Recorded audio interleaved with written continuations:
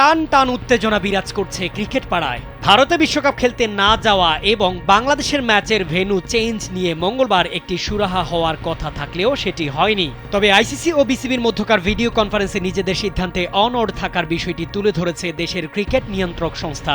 এই কনফারেন্সে বিসিবি সভাপতি আমিনুল ইসলাম বুলবুলের সঙ্গে ছিলেন সহসভাপতি মোহাম্মদ সাখাওয়াত হোসেন ও ফারুক আহমেদরা। আইসিসির সঙ্গে আজ কি কথা হয়েছে জানতে চাওয়া হলে সহসভাপতি সাখাওয়াত জানিয়েছেন, সিদ্ধান্ত থেকে 1 ইঞ্চিও আমরা নড়ব না। গণমাধ্যমকে তিনি বলেছেন, আমরা যে অবস্থান নিয়েছি সেখানেই আছি, আমাদের জায়গা থেকে 1 ইঞ্চিও নড়ব না, মানে ভারতে আমরা যাব না। আগামী 7 ফেব্রুয়ারি ভারত শ্রীলঙ্কায় শুরু হবে টি-20 বিশ্বকাপের 10ম মহারণ। তাই তো সমাধান যা টানার দ্রুতই টানতে হবে। তবে কি শেষমেশ বাংলাদেশ যৌক্তিক অধিকার আদায় করে প্রত্যাশিত শ্রীলঙ্কার মাটিতেই বিশ্বকাপ খেলবে, সেটি সময় বলে দেবে।